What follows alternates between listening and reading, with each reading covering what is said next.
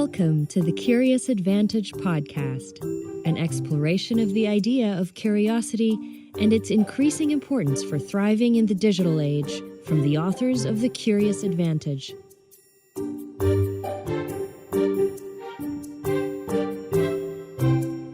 Hello and welcome to another edition of The Curious Advantage.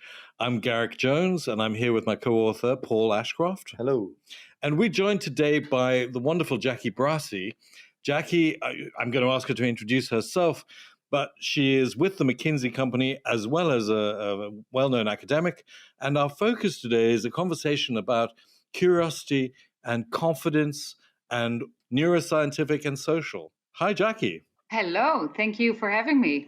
You're very welcome. Would you introduce yourself and tell us all these things that you do? Sure. Yes, I have a portfolio of activities. My main job is at McGinty & Company. I'm their Director of Enduring Priorities Learning and part of the Global Learning Leadership Team. Part-time, I'm also an academic.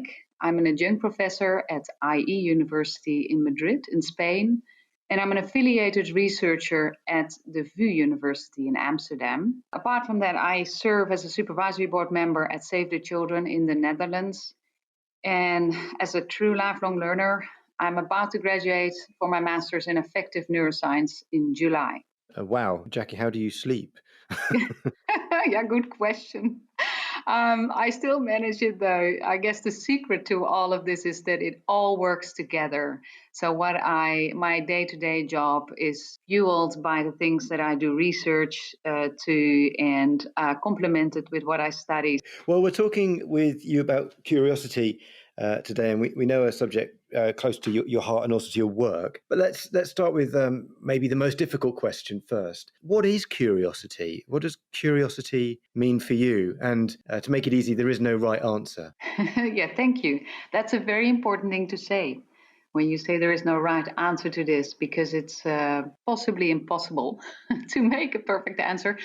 Curiosity can mean so many things. In my world, I'm a confidence researcher and I study emotional flexibility. I study the brain.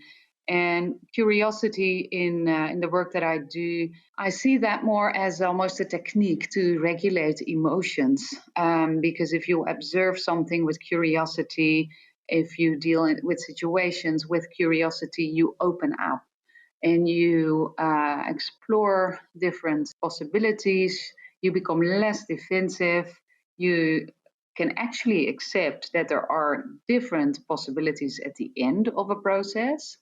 And if that is all possible, if you allow that to happen, then you also don't need to feel stressed that there's only one way and that you can only succeed if you follow one route.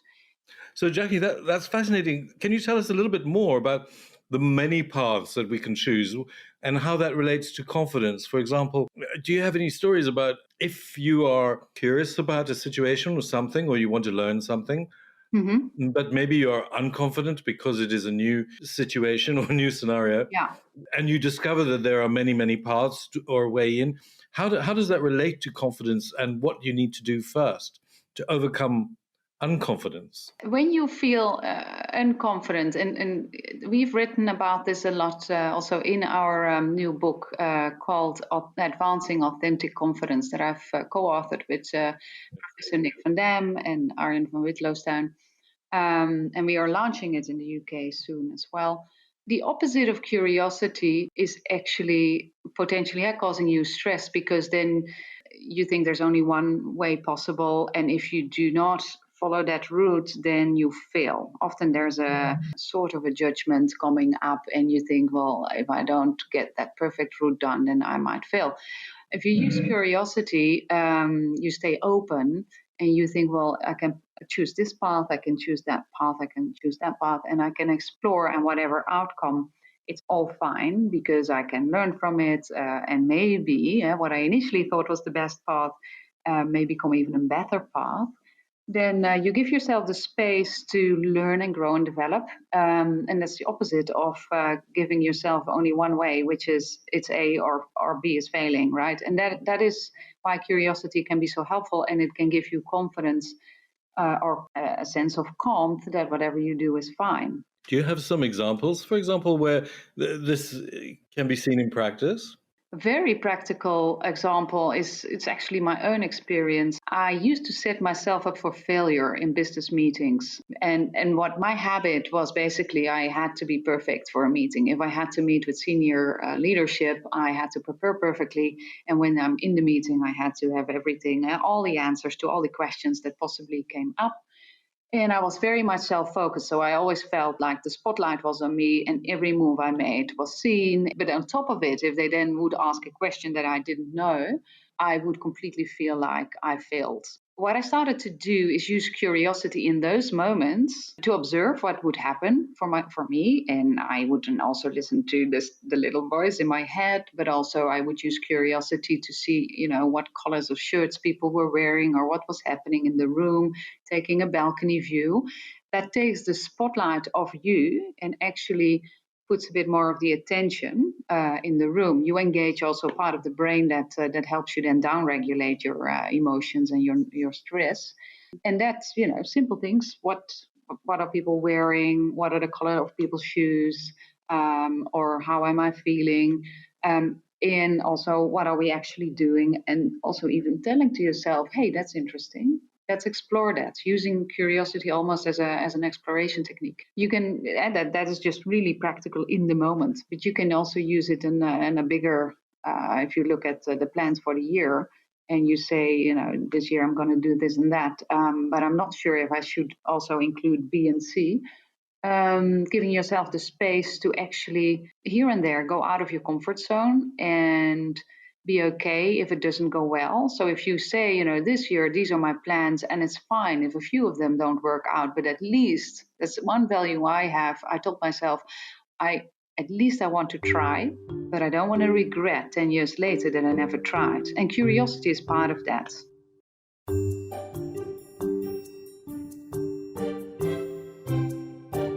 You mentioned, Jacqui, your new book is all about authentic confidence. Can you tell us a little bit more about what you mean by authentic confidence and how that is different, and when somebody would be acting with or exhibiting authentic confidence in the way they are and the way they work? Sure. I get that question a lot, actually. The reason why we added the word authentic also has to do a bit with the fact that set yourself up for success rather than for failure. Because true confidence does not mean that you never are without fear. True confidence or authentic confidence to us, and the way we describe it in the book, is all about becoming comfortable with discomfort, connecting with what's really important to you, and then taking clear decisions, taking conscious decisions that you want to move towards what is important to you. And that is all about becoming self-authoring. It's a concept from Professor Keegan from Harvard Business School, which means, there are a lot of things that you can do in life. Many things might be scary, but if you know and if you choose the ones that really are valuable to you, that you really want to pursue in life, then that gives you energy to move forward and to do that. And then along the way, deal with potential insecurities or difficulties that you may face. And the authenticity is all about, being okay with being uncomfortable in the moment. Like I'm now talking with you on this wonderful podcast. I'm also talking on stage often. I'm not always comfortable when I do that. Even now, I'm also, there are all kinds of thoughts that tell me, I hope Paul and Garrick find this interesting. I hope the audience finds this interesting. But the reason I do this is, I love my work, but also I find it very important we talk about these topics in the current society. And that then helps. And in that respect, I can be authentic with my insecurities and still pursue the dreams and the goals that I have. The fascinating thing about authenticity and confidence and is how they are so vital for us to be curious. And you were talking about learning by doing or making or exploring. Could you tell us a little bit more about that idea that we learn by being in the situation, or our curiosity is satisfied and our confidence is increased by putting ourselves in in these situations we may not be familiar with, but that we make things in order to do things. I mean, builds on the idea of the collaborative authoring. We author things for ourselves, or we author our future, or we author our reality, and we may collaborate with other people to co-author scenarios, solutions, reality. Yeah, and an important principle in that, in the co-authoring and the collaboration with others, and central to that, using curiosity, is about postponing your own judgment and postponing your own way of looking at the world and thinking there's only one way that is right. The beauty of collaborating with so many other people in teams and in organizations is that there's a lot of rich information and rich insights that can be leveraged, and often what we forget is that if we don't allow others' opinions and others insight to come to the table, then all gets lost. That is also a question of inclusion. Curiosity helps then basically to say, well, let's see what we have in the room, let's see what is possible. And that sometimes feels uncomfortable, because it might mean in the first couple of minutes when you are in a collaboration in a project, it doesn't go exactly as you had planned, or as you had expected, or as you have seen before. And using then curiosity to see what is really happening in the moment and say that's interesting, let's explore this a bit further, and let's postpone my own judgment, and let's create the space to see what happens. That's when the magic can happen. And there are a couple of rules that are very important in that process. One organization that I have been talking with in the process for my book is Tupperware, where they work together with Georgetown University to create a culture of being okay with mistakes. Basically, mistakes can happen, and we have to learn from our mistakes. Basically, a culture of growth mindset. And they saw not only that it really made their organization and their teams perform better, there was more innovation and more productivity, but also that increased confidence. Now, at the heart of that, to make that effective, is of course the power to be curious and to explore and to be in the moment. I would almost say curiosity is the gold skill that brings things together in this process. I think we would agree. In the Curious Advantage book, we talk about curiosity being a power skill that people need to survive and thrive. In my view, I'm curious, you were just before Paul asked his question about the rules. You were talking about there's some rules. Yeah, the rules, well, the rules are on different levels. At individual level, of course, you need to allow yourself the curiosity and being curious and being able to not know the answer from minute one and be open to others and so on. Other rules are in the organization. If we want this to happen, then we also need to give people the space to make mistakes and sometimes go down a rabbit hole and actually encourage that it's better to make a few mistakes and never get to the answer at all. But the moment, and it has everything to do with creating safety for people. And I mean, that's at the core of neuroscience as well. I won't go into too technical detail, but there's a well-known polyvagal theory, talks about how you can make yourself feel safe. The moment you don't feel safe, your brain locks down and curiosity is not so easy anymore. And so, you have to set intention for yourself that you say, okay, and also create the space. I mean, if we're having 10-hour workdays running and having call after call after call, eventually we get tired and it's more difficult. So a bit of mindfulness is important and creating space. But you can also set up meetings in a certain way where you facilitate this process to happen very easily, little principles of how you lead meetings, but also the organizational culture. So it has different levels.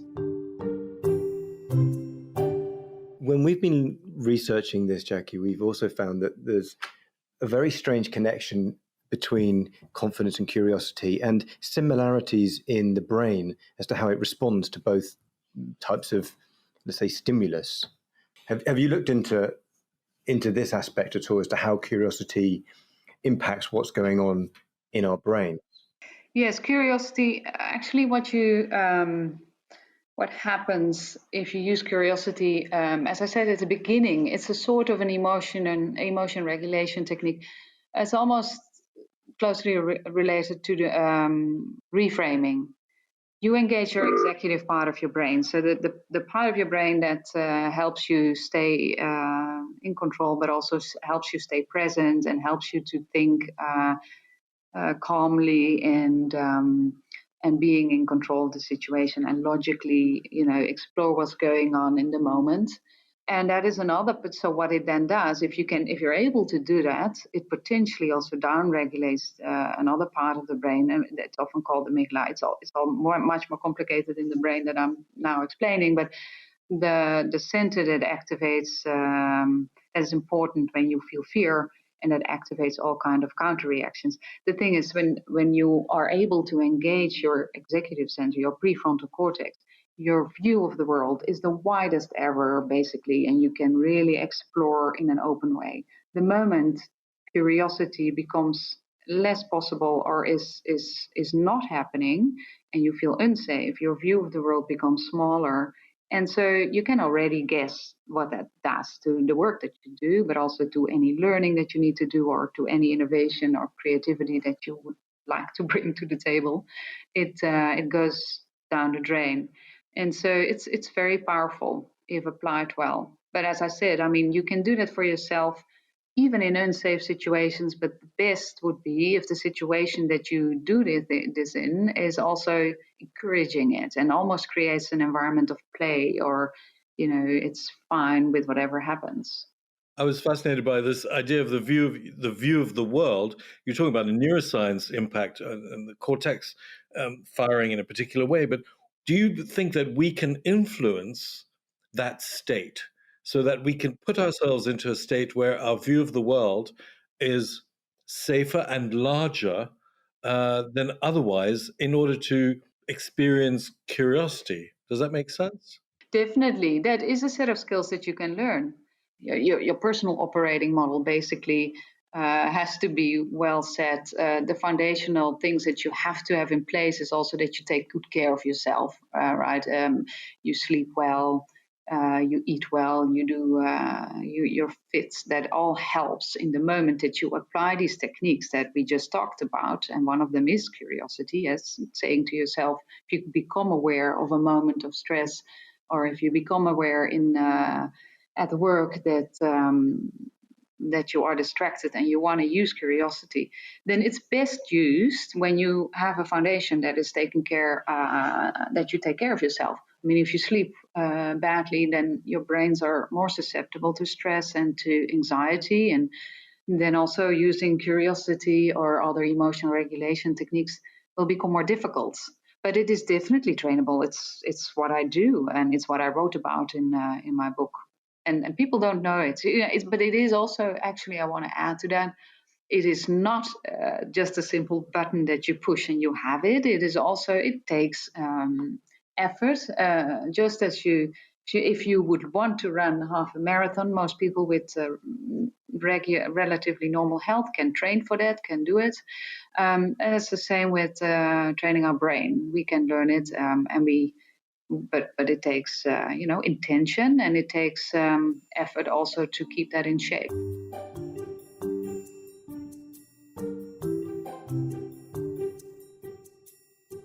You're listening to the Curious Advantage podcast, inspired by the book The Curious Advantage, written by Paul Ashcroft, Simon Brown, and Garrick Jones. Subscribe to the podcast today.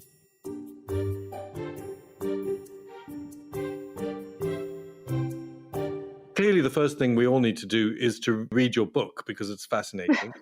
And that's going to help. But for those of us who haven't had the chance, what would you say are the big take-home things that we should pay attention to in order to overcome confidence, in order to be curious, in order to approach the world in that way? Yeah, so you're referring to overcoming insecurity, right? And to become confident. Correct. So what I want to mention also, by the way, there's also no risk in buying the book. It's actually only good because all proceeds will go to Save the Children.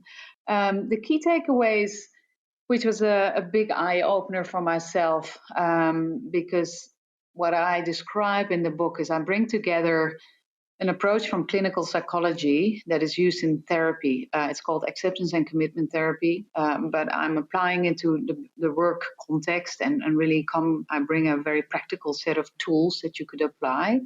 And a big insight for me when I was on a search for this, because I, of course, wanted to deal with my own challenge. It was extremely painful when I went through this phase of lack of confidence, and it really impacted my well-being. It impacted my work, and it was the weirdest thing ever, because up till that moment, of course, I had low-grade anxiety. That's fine. That's also normal. The big eye-opener for me there, which is the core of all of the practices and content in the book, is about this openness and acceptance. It's almost about how can you go with whatever life gives you, and how can you let it be and accept that in a way.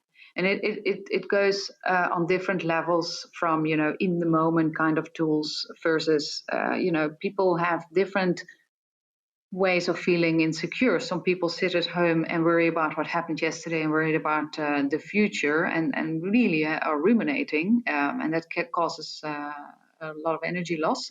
And others are fine with that, but they freeze when they're on stage. So there are different, and also different mechanisms behind it. But at the core of all of it, it's something I mentioned before, and we start the toolkit with that, is really understand your purpose and your values and why you do things. I mean, I'm scared of heights, but I'm absolutely not interested in climbing high mountains.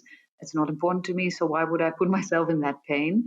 But other things are important to me, and for that, I'm willing to deal with the pain. Another thing, a big eye-opener for me, was when you face things.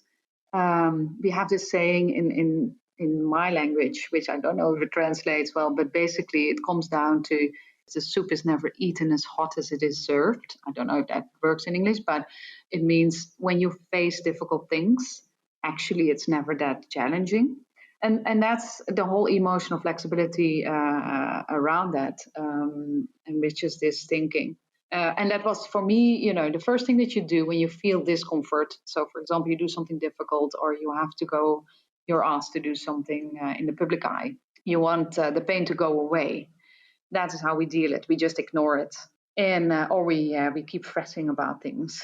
And in this book, we talk about that is not helpful, and that you embracing this and letting it be there will help you feel less pain, but also will help you to be able to continue to live your life and do your things that you want to do. And it's magic if you're authentically interested in it. So it's a long answer, but that's at the core of the book.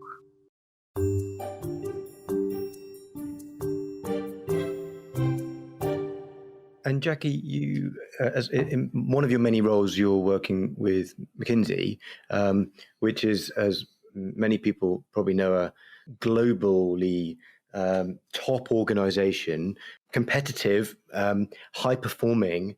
I imagine the people working there are under a daily, let's say, pressure to be the best and to serve their clients at their utmost. How does that sort of environment, and not just McKinsey, but any organization that you've come across, where it is about performance and being the best, how does that map to this idea of wanting to be authentic and curious and open and okay to get it wrong? So the moment insecurity comes up and confidence is challenged is when you have to do something out of your comfort zone, when you do difficult things. And we are solving complex problems everywhere in the world, not only at my organization, but also at the university where I work and other organizations. The opportunity is if you're open to that insecurity that you may experience, and our research shows, we described that in the book as well, that many people in general, I'm not talking about my organization, feel that they could perform better at work if they were less afraid of making mistakes or not being good enough. 1 out of 2 says that they say yes to that. Now, all of that is holding you back from your best performance. And the first step is to acknowledging that that may be in the way, and then being able to deal with that in a positive way can help you to perform better again. Because what we also saw is if people feel this, they stay under the radar, they don't speak up, they don't lean in. And that's potentially also a risk to organizations, because you want to hear what all the talent in your organization has to bring to the table. I always talk to young recruits about this and say, this is exactly why we hired you. We want to hear everything you have to give, and it's okay. So essential is there to have the safe environment, and to see that having that, if you worry about something, or if you are not 100% sure, that you put that to the table. We have actually, in my organization specifically, we have this obligation to dissent. That's a key value of our organization. And that means that whatever tenure you have, whatever role you have, if you think something's not right, you have the right to raise your hand and express your concerns. And that creates a space for people, not to have this elephant in the room, nobody talks about it, but to have it literally in the room and talking about it. And then you can explore and go back to the curiosity again and see how to solve the problem. I guess it's a key skill of problem solving, which is at the heart of what we do, and more organizations have the same challenge. So, Jacqui, are you saying that in your research you've seen a direct link between curiosity and performance? If you would say curiosity is at the heart of emotion regulation and acceptance and commitment therapy, so the whole the methodology that I talk about, that's already shown that actually leads to better performance, as the example of Tupperware, but also as the example of a couple of other organizations are. Flaxman and Bond are a couple of researchers in the UK that have studied that. In my own research and very recent research that I'm writing down right now, we have actually seen, on top of emotional flexibility, that leads to confidence in workers. We also saw a link with health. And that's fascinating. We looked at the heart health. Basically, we looked at vagal tone. And if people were better in regulating their emotions, not only did they feel more confident about day-to-day life, so they were better able to deal with stress, we saw an improvement in their parasympathetic nervous system, or their vagal tone, which means and their heart rate variability. That's what we measured, and it's an indicator of physical health.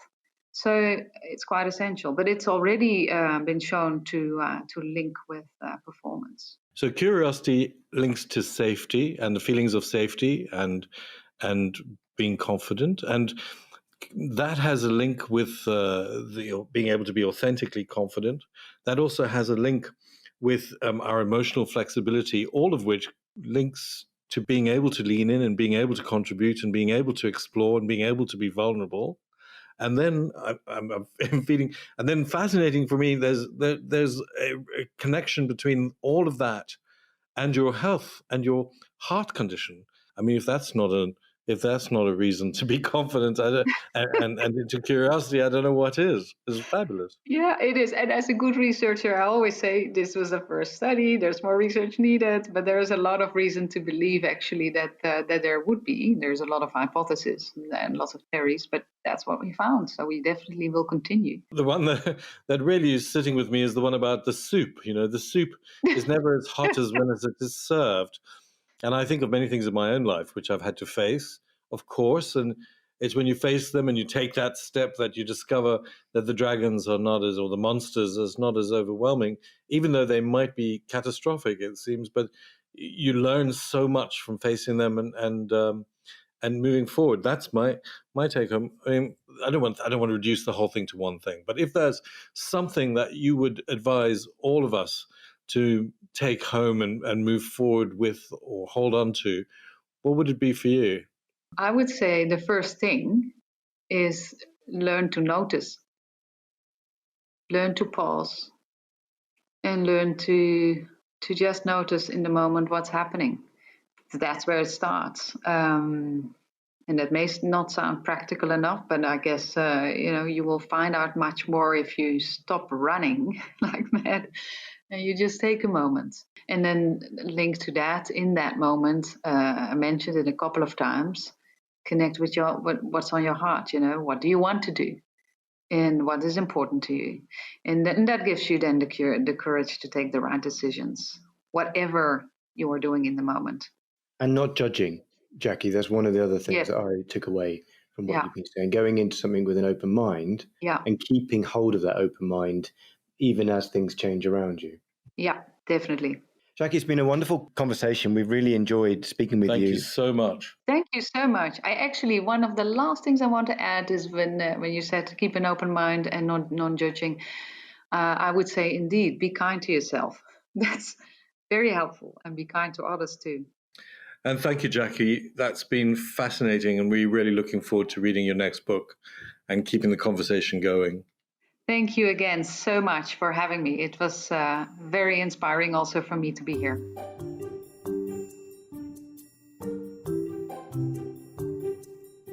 Thank you for listening to the Curious Advantage podcast. Stay tuned for the next episode and keep exploring curiously. This podcast is produced by Aliki Paolinelis and edited by John McGinty and Jill Damatac-Futter.